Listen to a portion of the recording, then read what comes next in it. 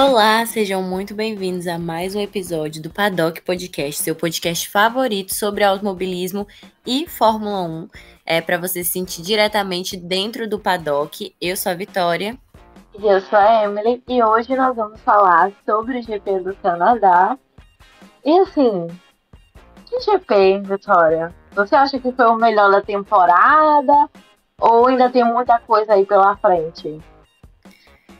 Eu achei bem animado, eu gostei desse GP. Pode estar aí na lista de um dos melhores, porque foi uma corrida onde a gente teve muita alternância, né?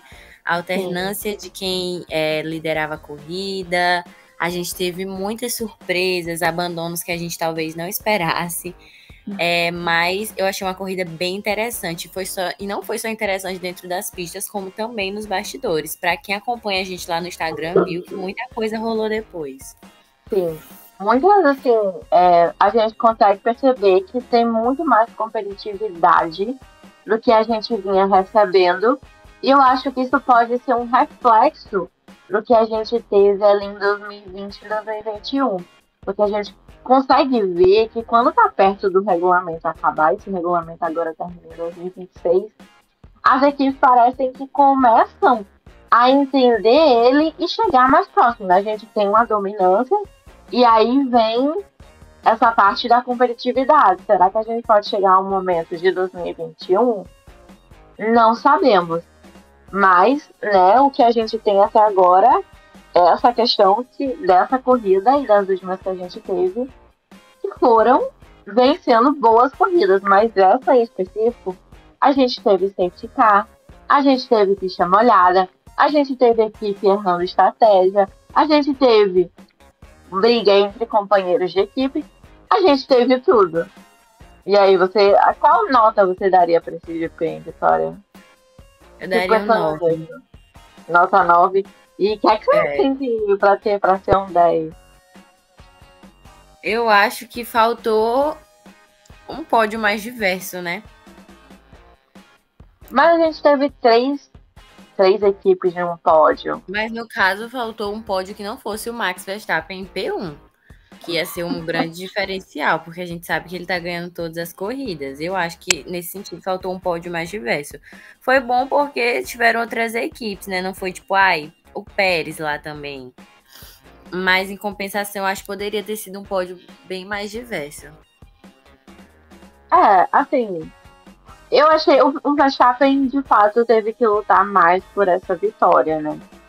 A gente conseguiu perceber que ele reclamou também bastante no rádio sobre algumas situações para a equipe, inclusive na transmissão da Band, que era por onde eu estava assistindo, os comentaristas falaram que ele às vezes aumenta um pouco. Seria ele um pouco dramático? Não sei, mas toda vez que ele tá incomodado com algo no carro, ele realmente expõe para fora, né? E fala para a equipe, porque, querendo ou não, é ele que tá correndo, então é ele que sabe. Eu ri um pouco dele falando que quando ele passava nas zebras, ele sentia como se estivesse sendo nocauteado. Eu fiquei assim, querido, que é isso? Mas é o jeitinho dele, né? Assim, tipo, vou aumentar pra ver o que acontece. Mas assim, questão do Verstappen ganhar, apesar dele ter ganhado, dele ter conseguido ali à frente, se manter à frente, e dele ter errado em alguns pequenos momentos e também os outros pilotos, a gente percebeu ali que todo mundo, tanto ele quanto eu já ia falar isso. A grande maioria dos pilotos cometeu algum pequeno erro, e se não partiu o erro deles, partia da equipe. Então, sim, eu acho que foi um final de semana também muito marcado por isso, por pequenos erros que custaram muito assim a corrida para alguns deles. mais de uma vez, né? A gente consegue ver que alguns pilotos escorregaram mais de uma vez. E lá pra trás também, né? Sainz, enfim. Mas aí eu acho que a questão do Verstappen é essa. Ele conseguiu vencer, né? Ele venceu, mas ele teve que lutar mais pela vitória. Mas assim, sendo bem honesta, eu achava que quem poderia vencer essa corrida fosse o Russell. Ali, 30 voltas, por ali. Ele e o Russell, eles tiveram uma batalha bem acirrada. Eu, de fato, também pensei que poderia ser ele ou o Hamilton. Eu nem imaginava que o Piastri poderia chegar ali perto daquela batalha, sabia? De início, eu tava botando mais fé no Norris em relação à McLaren. Também, e foi o que de fato aconteceu, né? O Norris acabou chegando em P2.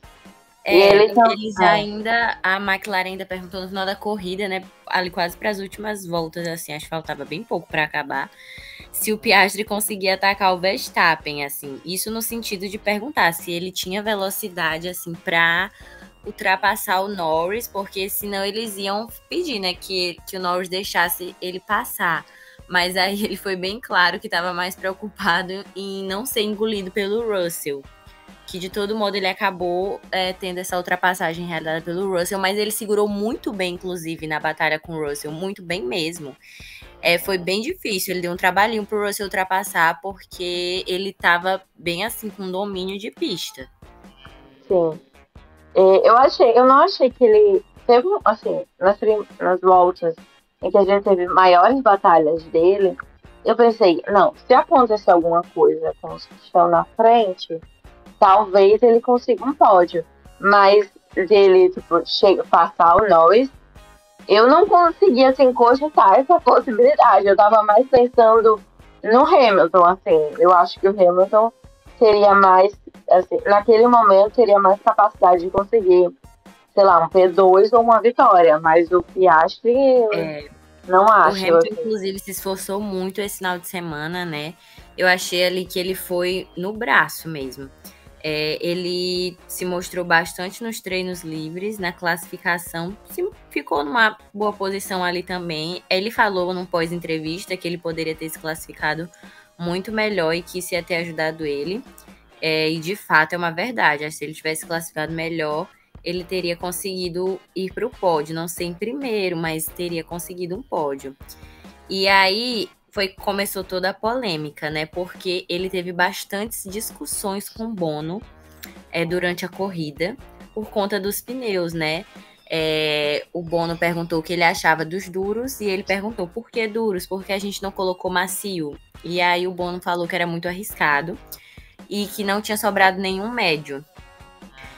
Aí a discussão deles continuou, porque o Hamilton falou que os pneus que ele tinha eram muito mais rápidos dos que ele tinha antes, né, dos duros, e quais os pneus dos carros à frente.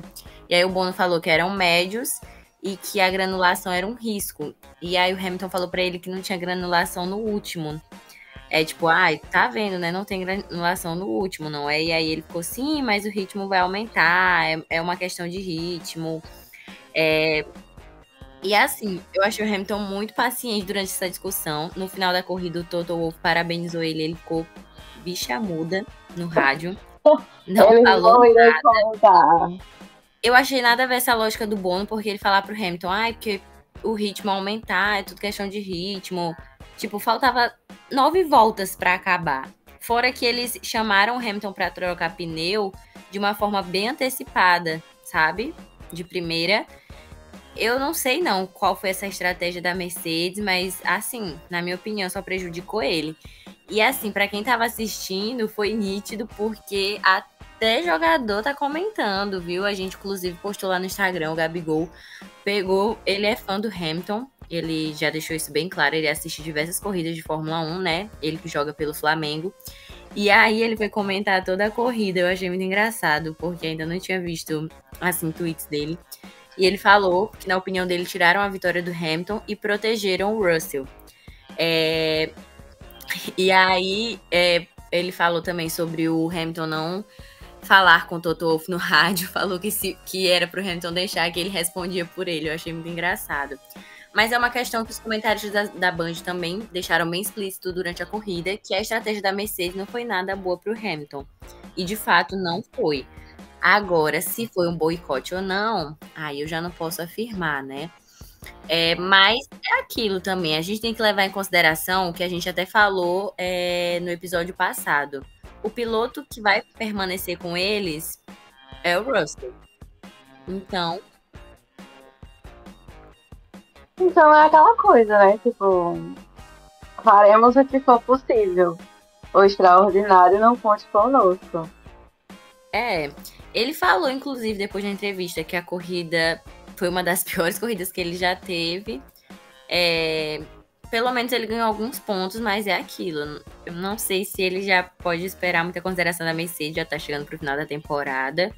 E pelo visto, a situação vai ficar sendo essa, né? A situação dele só não tá pior que a do Ocon, não é, Emily? Com certeza não. A situação do Ocon é aquela situação que, assim, eu acho que é a pior do grid. Tipo, eu vi um meme que era assim, em escala de estabilidade em emprego. Você é o Esteban Ocon ou você é o Checo Pérez. Deixaremos o assunto do Checo Pérez para depois. Mas assim, o coitado do Ocon, ele sofreu esse final de semana. Como alguns outros atrás, né? A gente sabe que o Ocon foi demitido, né, da Alpine com aviso prévio. Dizem boatos de que queriam já tirar ele agora nesse GP do Canadá, mas o contrato, não, pelo contrato que ele tem, não foi permitido. Vale lembrar que quem agencia o Ocon é o Toto Wolff, que também já agenciou o George Russell, enfim. O que aconteceu? O Ocon estava sempre ali na zona de pontos, né? Só que chegou um momento em que a Alpine pediu para o Ocon deixar o Gasly passar para que o Gasly conseguisse disputar ali com o Ricciardo, que se classificou muito bem esse final de semana, né? Ele ficou ali em P5. Eu fiquei bastante surpresa com isso, inclusive. P5 e falou, não, se o Gasly não conseguir, a gente troca as posições novamente. O que aconteceu? Gasly não conseguiu disputar ali com o Ricciardo e não deram a posição para o Ocon novamente. O Ocon que realmente estava antes do Gasly na zona de pontos. E aí você se pergunta, será que isso foi sem querer ou será que isso foi tudo armado? Eu aposto na segunda opção. Não, e aí, Vitória?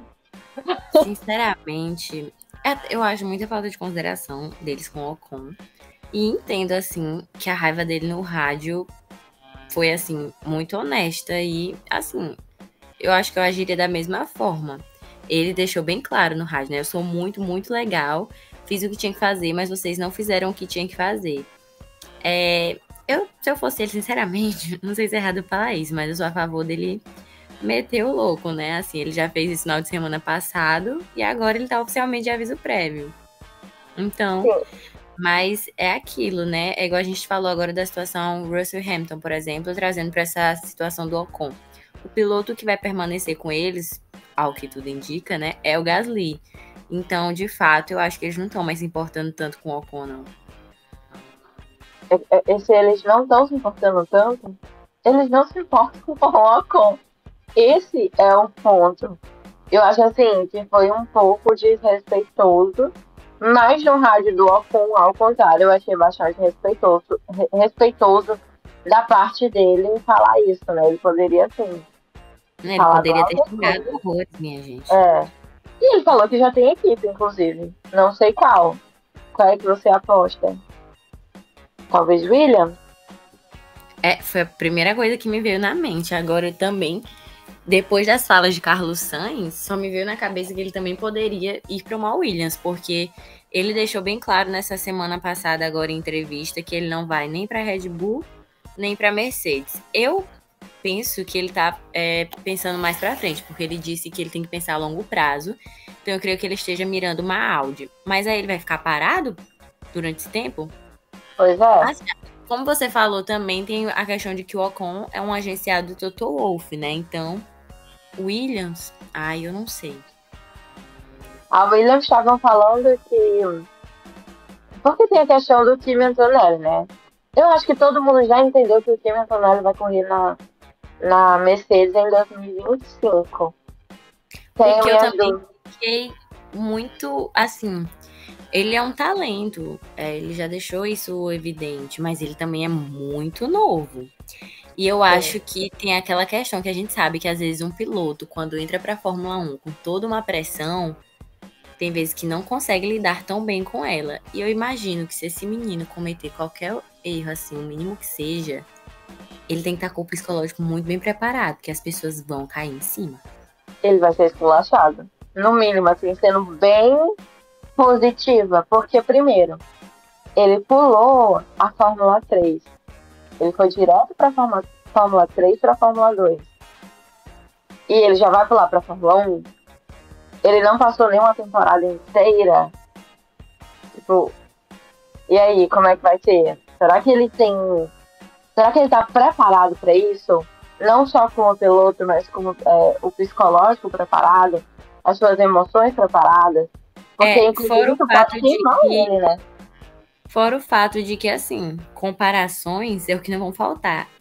Se ele for mesmo pra Mercedes, né, que é o que tudo indica, ele vai estar ali substituindo o maior dos campeões dentro da Mercedes, assim.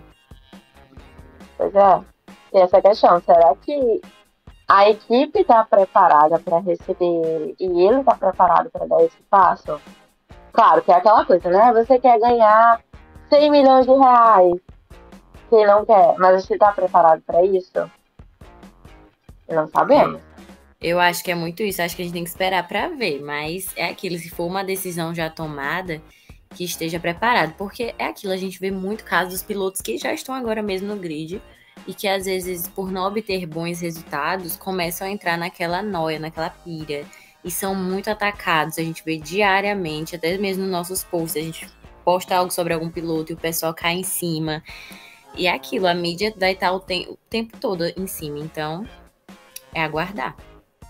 É, vamos aguardar para ver, né? Mas já tá bem animadinho com essa ideia. Dá para perceber que ele tá, ó, bem animadinho. E já que a gente falou sobre esses pilotos, vamos comentar um pouquinho sobre Checo Pérez. Que, na minha opinião, o Pérez eu não sei não o que ele tá pensando da vida. E o que é mais curioso é porque agora ele tem um contrato renovado, né? Mais 2 anos aí com a Red Bull. Não, O carro. o agenciamento dele deve ser assim, uma Não, coisa de gente, louco. Eu eu não gostaria de sei. ter Eu aula. acho que ele tem muito a oferecer assim por trás pra Red Bull, porque nas pistas eu não tô conseguindo enxergar muita coisa ultimamente. É muita promessa e pouco trabalho, é igual político. Sendo bem sincero, o problema do Pérez ultimamente tem sido ele e o volante. A É, situação que o carro dele ficou atrás. Gente, meu Deus do céu. Eu esperava, talvez em Mônaco, uma situação vindo assim dele. Agora, em Montreal, como ele conseguiu essa peripécia? gente, eu não entendo. Assim, e a gente olha e fica mais de 2 anos. Pois é, Caramba, mais 2 anos na Red Bull. Assim, se essa renovação vai trazer mais prejuízo que benefício, eu não sei, mas nessa corrida o prejuízo foi certo. foi grande. Aí vem aquela coisa, né? E o campeonato de construtores, como é que fica? Como é que fica? Porque as equipes vão se aproximar, porque elas têm dois pilotos pontuando. Mas a gente tem o Verstappen, que mesmo que ele ganhasse as corridas, ele não consegue segurar um campeonato inteiro de construtores sozinho. Sozinho.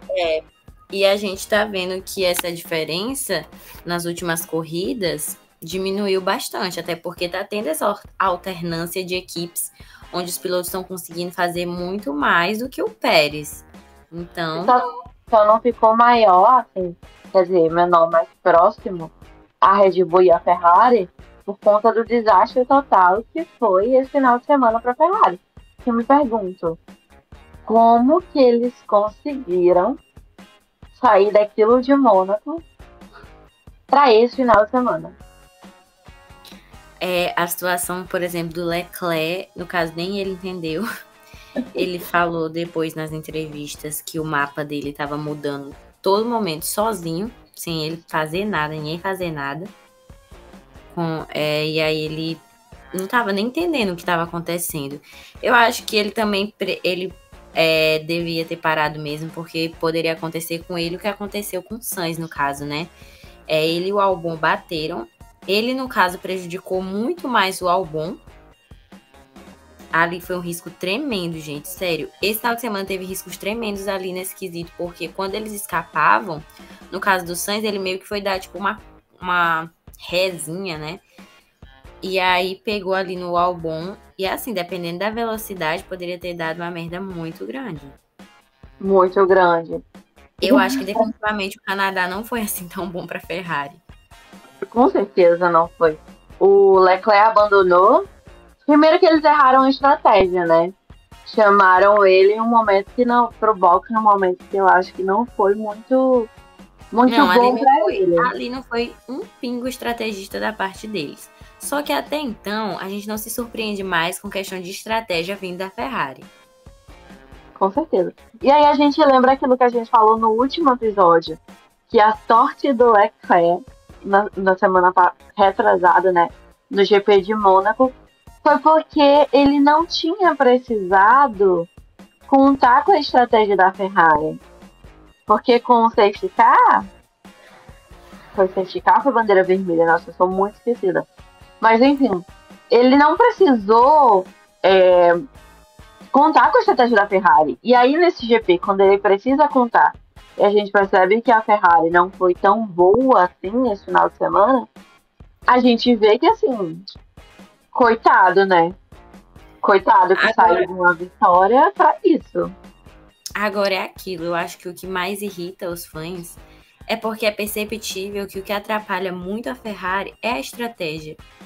Isso não é de agora e não acontecem mudanças dentro da equipe. Então é muito complicado. Eu não sei que voz é que os pilotos, por exemplo, Charles e o Leclerc têm lá dentro em relação a isso. Mas eu, particularmente, se estivesse no lugar deles, ia ficar muito puta, porque é sempre a questão da estratégia da Ferrari. Eles já tiveram erros, assim, pequenos que vieram deles próprios e atrapalharam as corridas. Mas, gente, a estratégia da Ferrari não ajuda em nada. Não ajuda e só atrapalha, né? Porque, assim... se próximo ano eles não melhorarem isso, o negócio vai pegar para a próxima dupla ferrarista. E a Ferrari sai totalmente desmoralizada, né, nesse GP, porque não tem condições. Com certeza, vir de uma vitória para uma corrida igual a desse final de semana, a disparidade foi enorme. Os dois carros. Não foi só o Leclerc, foram os dois carros. A sorte, tipo, deles é que, no caso do Sainz, ele não teve um acidente, né? Mas é aquelas coisas. Abandonou, os dois carros da Ferrari abandonaram. Então, é complicado. Temos que ver no próximo GP, né? Que é na Espanha. O GP em casa do Sainz. E aí a gente vai pegar. Essa questão de GP em casa é sempre complicado, porque eles querem, com certeza, né? Eu também ia querer fazer o melhor, mais ainda por estar em casa. Se a Ferrari errar de novo, não sei se os espanhóis perdoam não, viu? Eles são bem rancorosos. Espanhóis não perdoam. Lá, olhem pro Fernando Alonso, viu? Eu tiro por este querido. Sempre lembramos de Fernando Alonso. Agora... Ele ficou ali, essa corrida achei um pouco apagadinho também, assim. Ele anda meio sumido, mas se bem que ele terminou em P6. Pelo menos, inclusive... Não, foi bom, porque inclusive, não só ele, mas o Stroll também pontuou. Logo atrás do Alonso, inclusive. 14 pontos para a equipe, então foi bom nesse quesito, mas achei que ele ficou apagadinho. Assim, não se vê falar tanto dele. Eu acho que também porque quando a gente tem uma corrida movimentada, mais na frente, acaba que a transmissão não fala tanto sobre o pelotão atrás, né? Porque, por exemplo, tem muita coisa acontecendo, como, por exemplo, o Sainz, o Leclerc, as ultrapassagens lá na frente, os escorregões, e o pessoal que tem um bom resultado, mas acaba que não tem assim, alguma coisa extraordinária, acaba que não sai. Porque o Daniel Ricciardo, por exemplo, pontuou também, ele terminou em P8. Sim, ele pontuou e o Tsunoda, se eu não me engano, pontuou também. Para a equipe deles, tem sido bom, assim. Pelo menos quando o Daniel não pontua, o Tsunoda pontua. Mas esse final de semana até que o Daniel Ricciardo mostrou uma pequena constância, assim. Não teve nenhum grande problema na equipe. Nem, por exemplo, não que isso vai ajudar ele futuramente, né? Depois das últimas coisas, mas... Ele não tem um manager como o Checo Pérez, né? Tá aí uma coisa que ele precisava, se ele quiser continuar na Fórmula 1. Exatamente. Promessas e não trabalho. Isso é importante. Mas, enfim. Não, o Tsunoda não pontuou, ele terminou em P14. Mas o Tsunoda, ele vinha de várias corridas boas. Então... É aquilo. Quando ele não pontuou, pelo menos dessa vez, o Ricardo pontuou. Então, algum ponto a equipe levou. E o Tsunoda teve o contrato renovado, né? Que era o que a gente tinha comentado no episódio passado, que poderia vir a acontecer. Para 2025, né? O Tsunoda, eu espero que ele ainda fique aí. Eu não vejo nenhum piloto que possa substituir ele, apesar dos 550 pilotos da Academia Red Bull. Eu gostaria também de ver ele assim, uma equipe diferente, para ver como ele ia se sair. Sim. Mas aí fica a pergunta, qual? Porque a Red Bull não é. Não vão tirar o pé. A Red Bull, a duplinha Red Bull ainda fica aí por um tempo. Pelo menos até 2027 ainda tem aí, né? Ainda vem aí. E deixa eu ver. Ocon e Gasly, como a gente já falou, já pontuaram. Agora, uma equipe que eu achei que se saiu bem esse final de semana, pelo menos ali no início da corrida, principalmente, foi a Haas. Você achou? Eu achei. O Magnussen, ele ficou ali bem à frente. Teve uma hora, assim, foi bem no início da corrida. Só dele não ter arrumado confusão já foi uma vitória, na minha opinião. E colocaram a coleira nesse homem, porque, assim, os últimos GPs ele fez barbaridades. E esse eu achei, tipo, nossa, será que eles vão ficar na zona de pontuação? Terminou em P11. A carteira dele já era pra ter ido há muito tempo, na minha opinião, né? Mas a gente sabia que, assim, se a FIA fosse levar a sério o que ele fez na última corrida, né? Era pra ele estar suspenso essa corrida. Mas não aconteceu. Eu acho que a equipe falou assim, cara, assim, 12 pontos não dá. Assim, uma vez já foi, a FIA já relevou uma vez, a segunda não temos certeza. Então o que é que acontece? Você precisa ali dar uma segurada, pelo menos até 2, 3 pontos seus expirarem, aí você comete loucuras. Faça o que quiser, mas até lá se segura, tá? E também teve um carro da Racing Bulls que deslizou, né? Eu não, sendo bem honesta, eu não lembro se foi o Ricciardo ou se foi o Tsunoda, mas eu acho que foi o Tsunoda. Foi o Tsunoda. E eu fiquei com medo de ter uma batida inteira ali. Se tiver. Mas esse final de semana teve muito isso, dos carros escorregando, né? Mas também com uma chuva daquela. Sim, e a gente teve troca de pneu, né, do intermediário. Inclusive foi uma mal estratégia da McLaren.